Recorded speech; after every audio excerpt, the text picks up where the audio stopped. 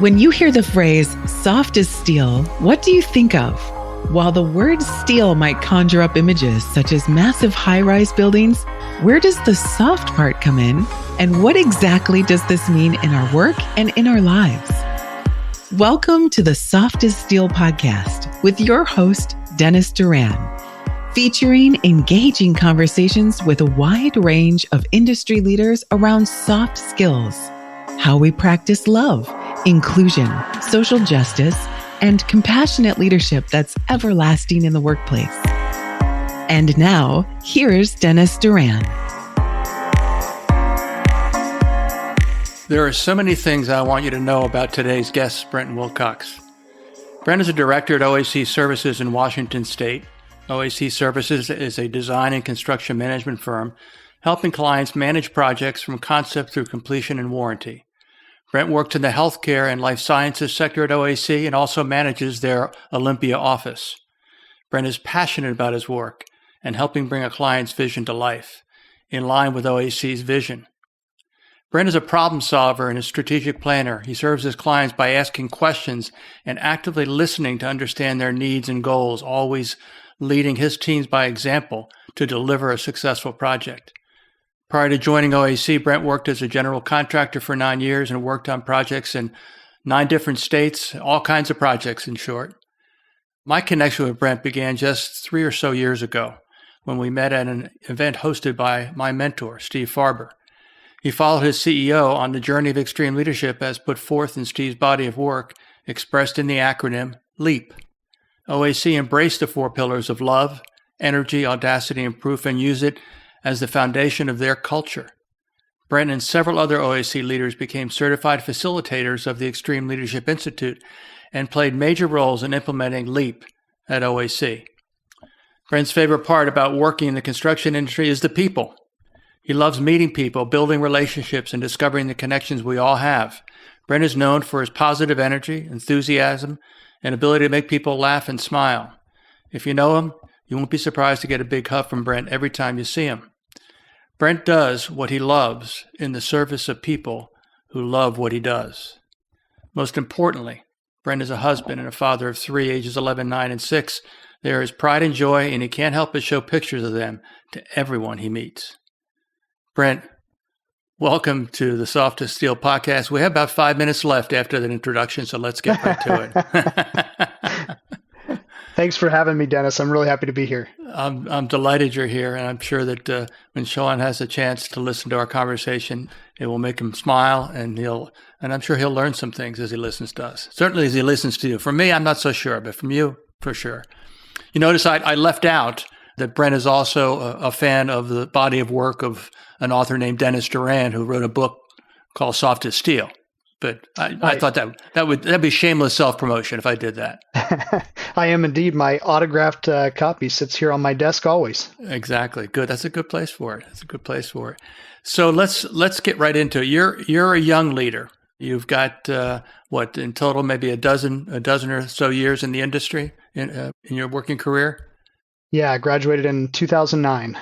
All right. So you're one of those leaders that we are looking at right now in our industry to help us reshape the future.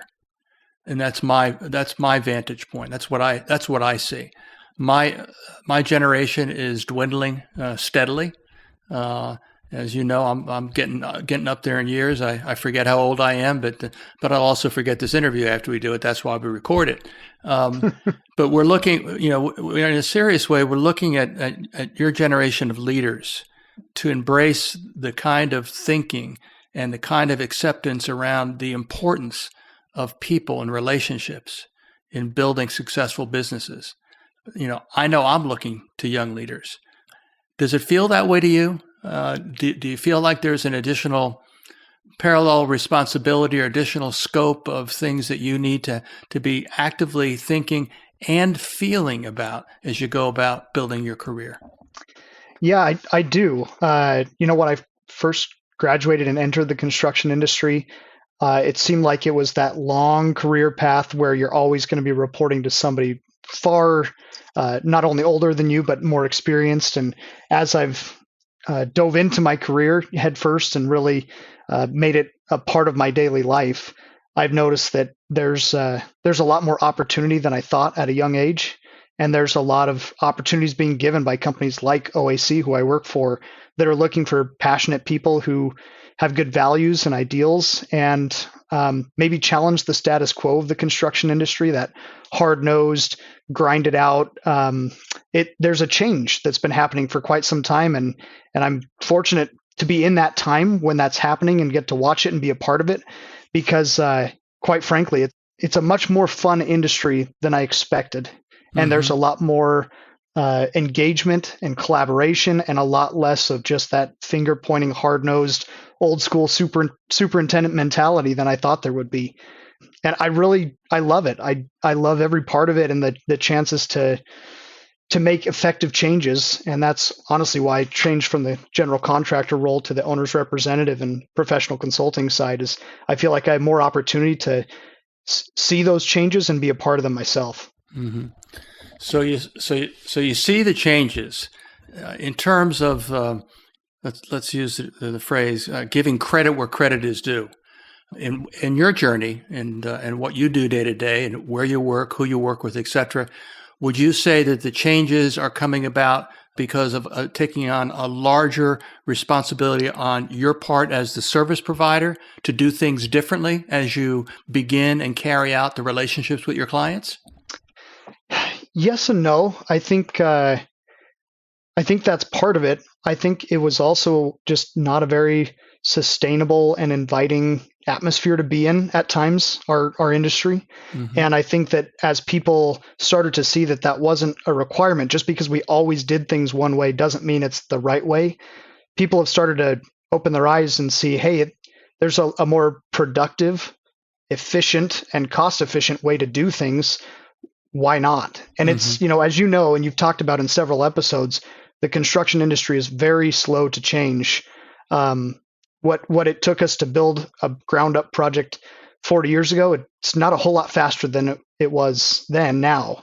Mm-hmm. However, I would say in the last 10, 15, 20 years, that culture that we're seeing in the workplace is changing a lot. And I think it's related to a lot of things, including different contract methods and delivery models being a big part of it. Instead of that design, bid, build, fight for change orders later, be the lowest bidder. Mm-hmm.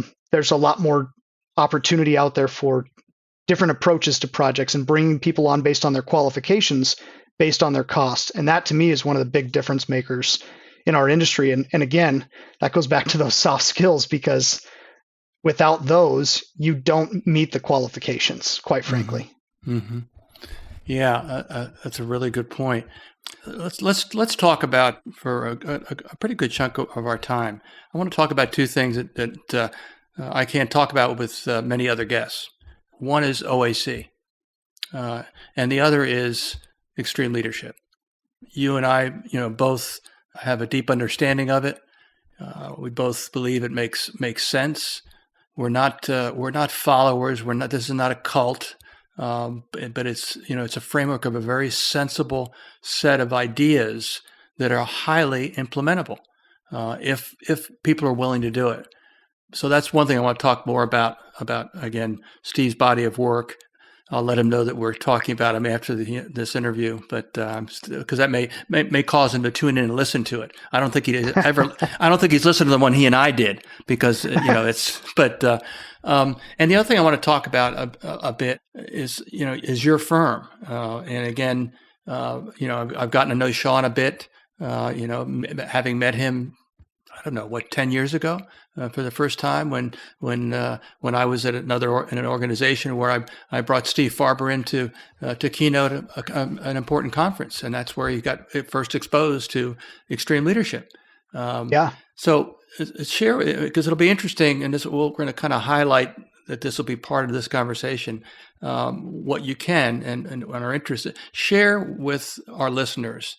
I'll call it the story of taking a set of sensible leadership principles and actively and enthusiastically implementing them into the culture of a company, and seeing and sustaining good results as for having done it. So share with us a bit of that story. Sure. The short version, I mean, I'll say what I can. I've become pretty passionate about it, and so I know probably more than some at the firm. But I actually wasn't there when that first steps of the journey were taken.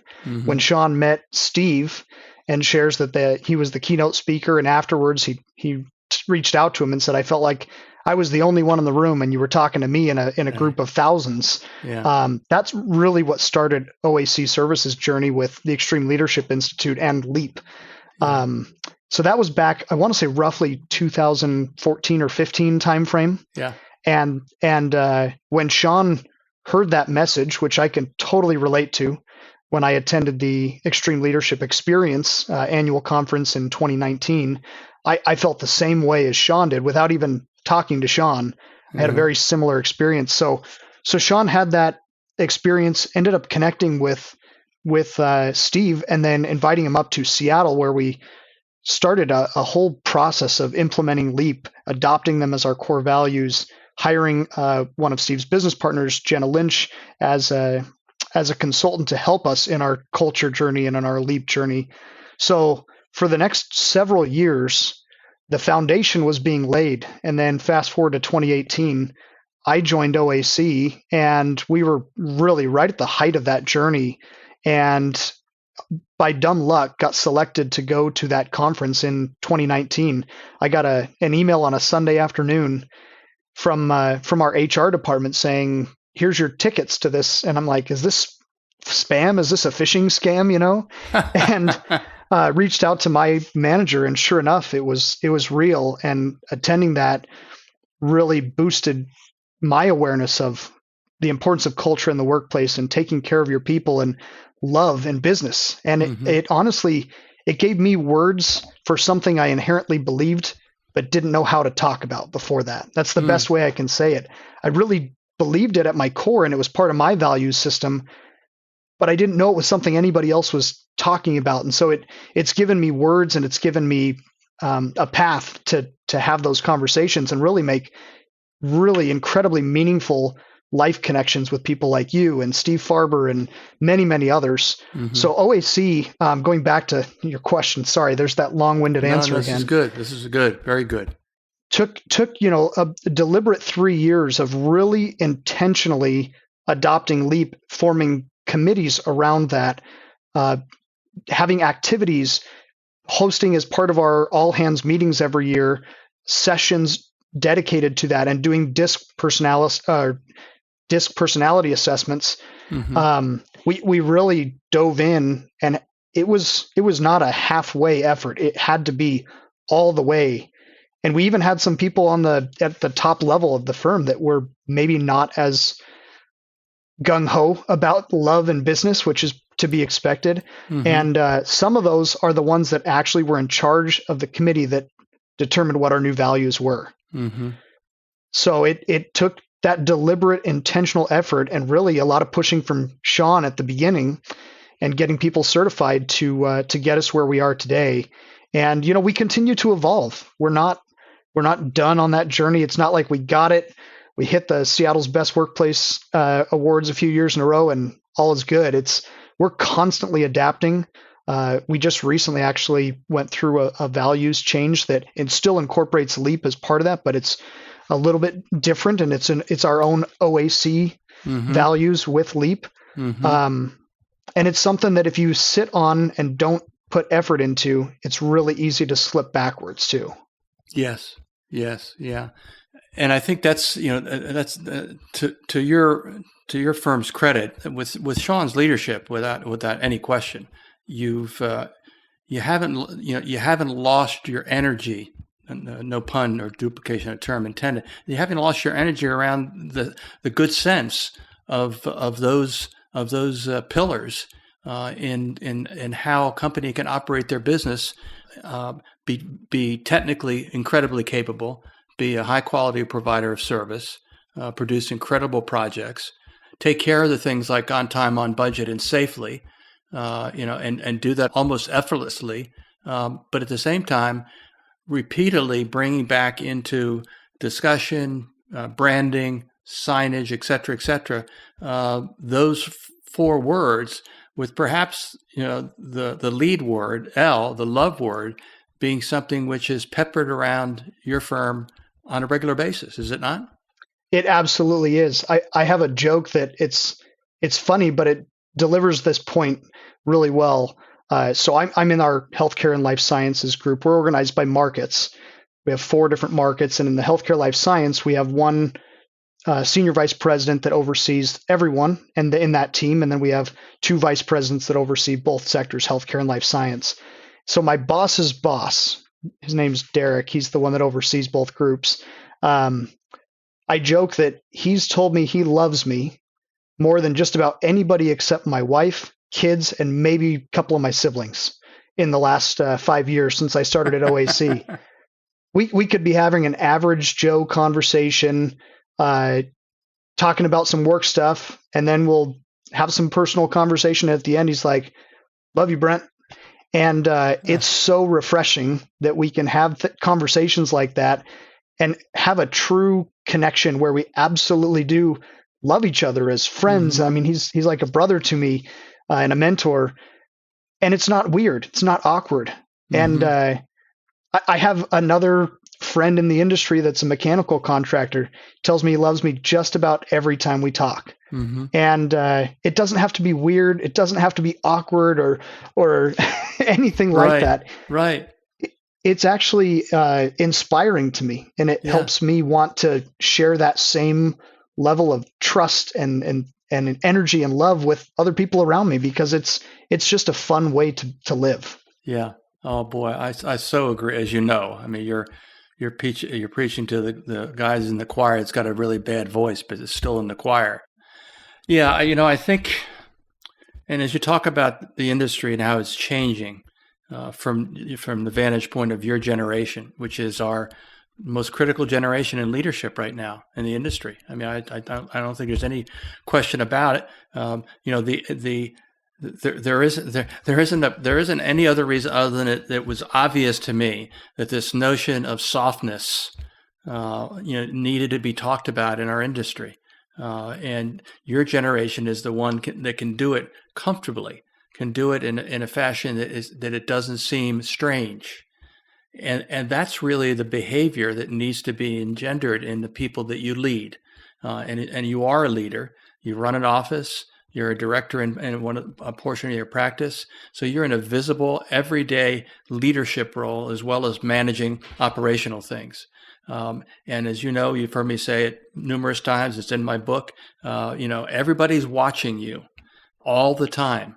And they're watching what you do, and they're watching what you say, and they're always making that calculation in their mind. And increasingly, if you're doing it the way I believe you are, in fact, I know you are, and Sean is as well, you're doing it in a way that is authentic, that demonstrates integrity. Again, 2 important, personal qualities or soft skills, if you will, and that's what's necessary, so that you can marginalize the pushback from the older generations, which are still in important positions, still being looked to in a more positive, a friendly and inviting way to try to be part of the knowledge transfer process as they move to the exit, and other people come in and fill behind them, as well as getting more in line with this idea that you're comfortable with.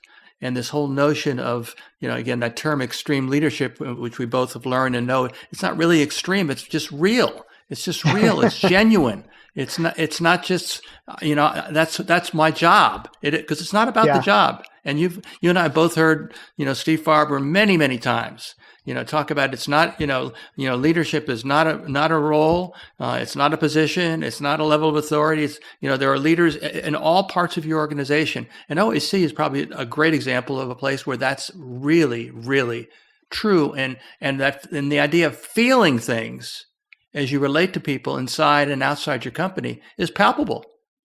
It's part of the atmosphere. Yeah.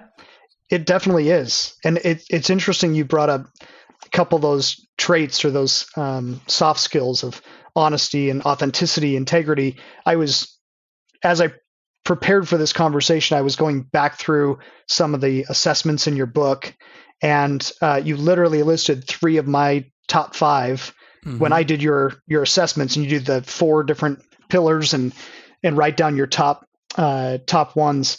And I was thinking about this in relation to this change in the industry we're talking about. A lot of it to me is related to in the past, it really boiled down to how long have you been doing it? And so you can say that in a room, well, I've been doing this 25 years, so you're not going to tell me. And now it's shifting to, we need those soft skills, and we're entrusting young leaders that that show those attributes. We're trusting them to lead with those attributes and glean from the experience of the people that have been doing this. And so it's marrying those two. I don't have the same experiences. Even one of the gentlemen at OAC that reports to me, far my superior as far as years in the industry, total number of years of experience. But he trusts me and allows me to lead and to help him, just like I know I'm going to learn things from him. And so it's combining the experience with the soft skills. That's how you get really quality leaders that are going to take this industry into the next chapter. And I love seeing that we're no longer just about how long you've been doing it, so you can throw that number around in a room. There's a lot more to it than that, and the successful firms are the ones that are recognizing that and making a change. Mm-hmm. Are you seeing again just around the same kind of central aspect of our conversation?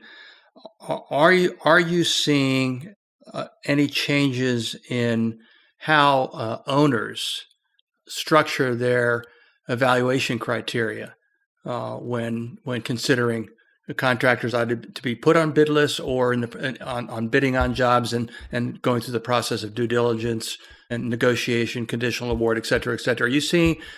Are they asking for you to be different? 100%. A client comes to mind that just over 2 years ago, we got connected through a referral with another client that is my primary client. Mm-hmm. And we have culture conversations all the time. I've shared a couple of Steve's books with the CEO of this hospital, and he referred us pretty enthusiastically to one of his fellow CEOs of another regional public hospital. And we had this initial conversation, and you could tell from the get-go they were starving for something different. All they had done is low bid, design, bid, build. Architect designs it, puts it out for bid. Whoever's the low bidder gets it, and you move forward. They were starving for something different from a handful of just really tough experiences.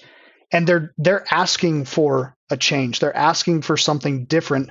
They're asking for a more positive, collaborative environment. And that comes with qualifications. So it's the right teams on the bid list.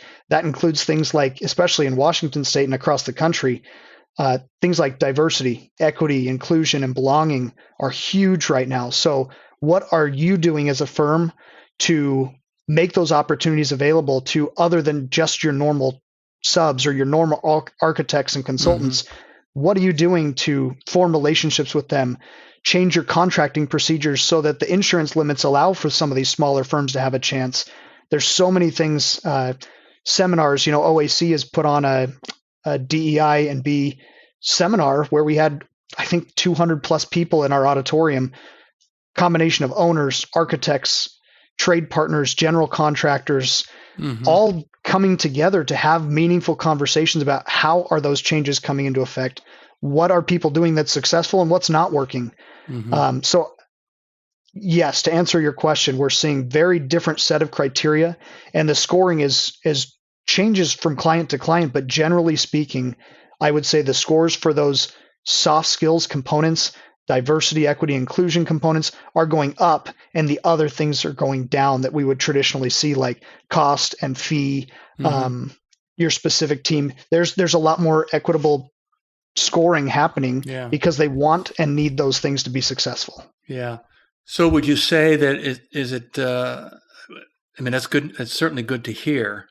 Would you say that if they're kind of shifting the weighting or the emphasis and criteria to look for their vendors and suppliers to do meaningful things, in the areas of inclusion, social justice, equity, diversity, et cetera, all those things that have to do with people and have little to do with the core technical aspects of the work that those people perform.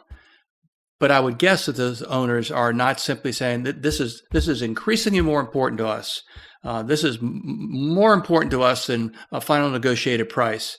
If we have to pay a little bit more to get good attention, that's what we're going to do. I would have to guess that they're not putting it out in that way. They still want your best offer. Absolutely. That's never, well, my guess, that is never going to go away completely. Mm-hmm. Still need to be fairly aggressive with, your fee structure and your overhead and your rates for your people. However, there's a lot of emphasis on the right team for the right job at the right time. And when you marry those things together, you get really amazing projects that are not just tough to get through and you tough it out and you get to the next move on to the next job. They're jobs that you look back on and can't help but smile and think about the difference you made. And I had that experience with one of those clients. My first job at OAC, the owner did a fantastic job of setting up the team for success. Instead of beating down their general conditions, for example, let's have a conversation about doing it right. So when we get to the job and establish a guaranteed maximum price, a GMP, we're not going back and fighting about those things over and over on every change. And the end result was the team was just so gelled from the get-go. Mm-hmm. And instead of emails and finger pointing, it was phone calls to work things out and confirming RFIs that were really simple to answer and didn't spend a lot of time and money. And I look back and I talk about that project all the time. One of my absolute highlights of my career. Never worked with a team that's worked that well together. And the owner was just ecstatic. And the staff in the hospital, they had 400 people. This was 2 weeks before we heard the country went on lockdown. 2 weeks before that, we had 400 people at the grand opening. And wow. It was one of the most amazing sights I've seen for a project. Wow. So this whole notion of recognizing the importance of people, and the people that you lead and you manage, the clients that you're responsible for, it makes sense. It really does. I mean, my book is not that thick, but the basics. It just one of the phrases in section 3 of my book is common sense is not that common. But there is, and this is me taking a harsh view of my generation as a baby boomer. We have resisted the notion of change with regards to things that have nothing to do with people per se. Change in construction methods and materials and equipment, all those kinds of things. We've resisted that for our entire careers. But and the result of that is that things change, but they change, as you know, very slowly.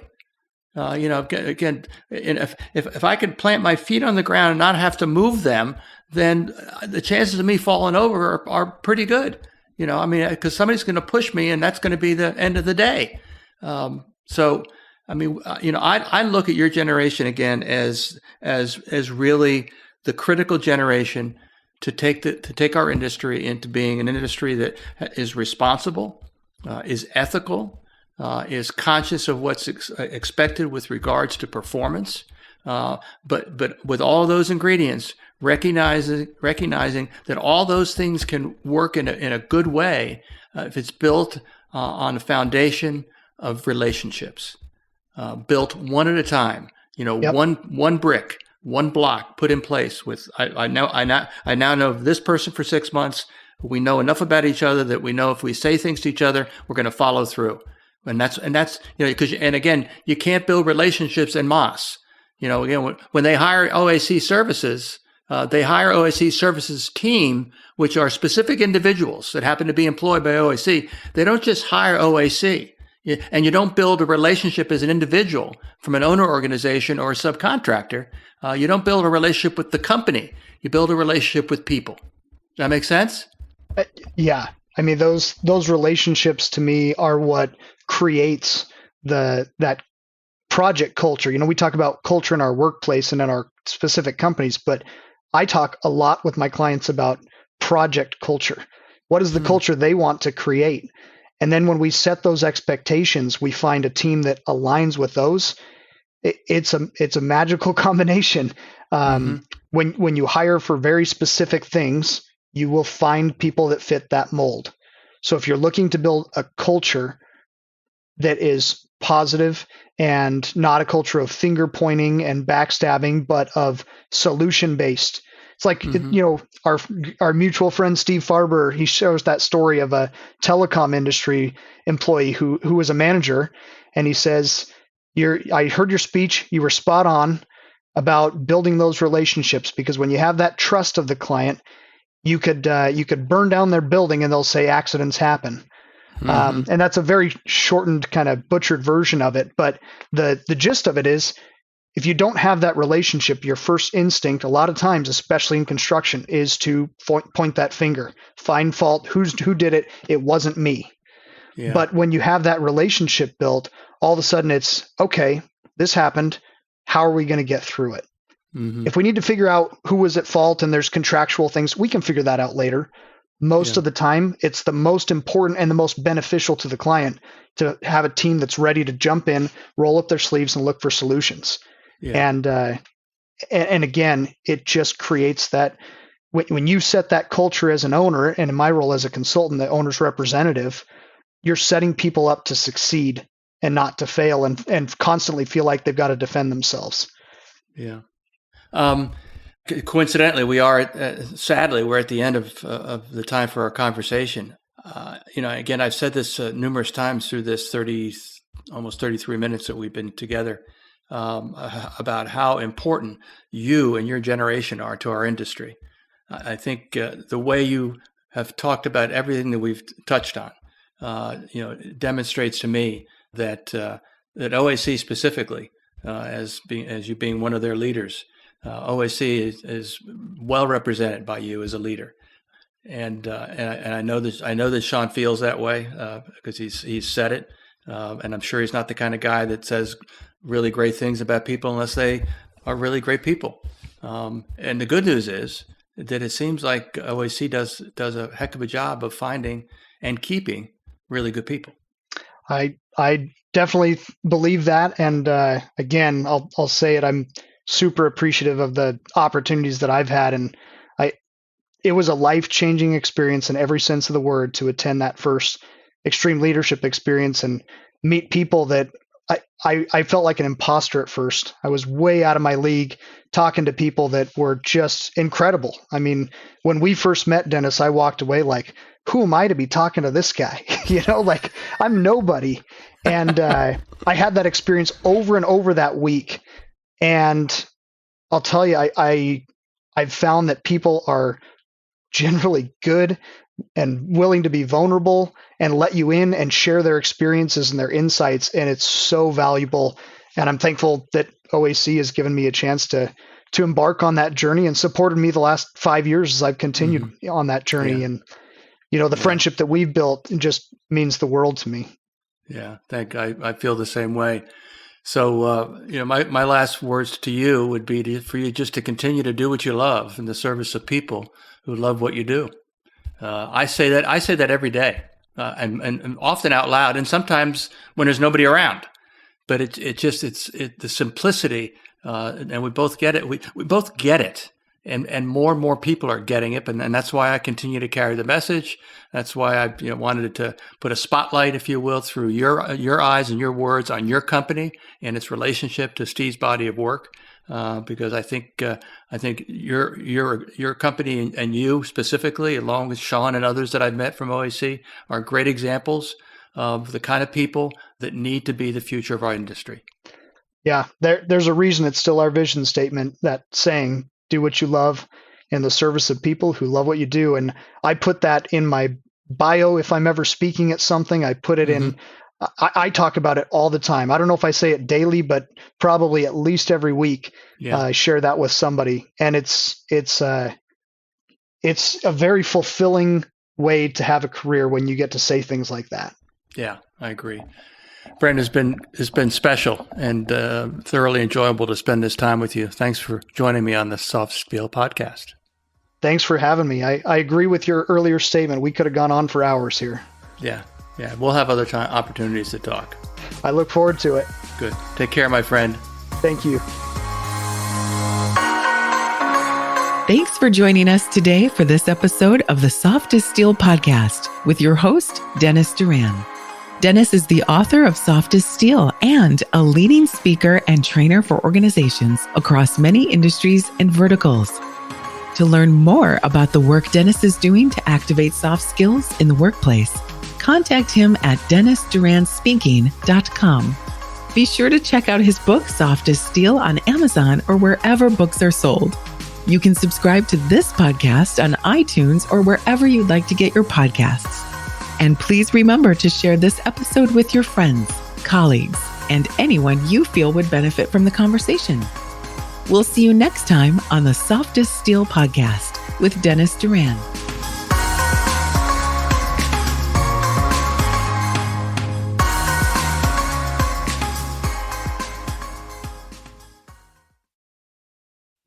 Produced by Audivita Studios. Connect your voice to the world.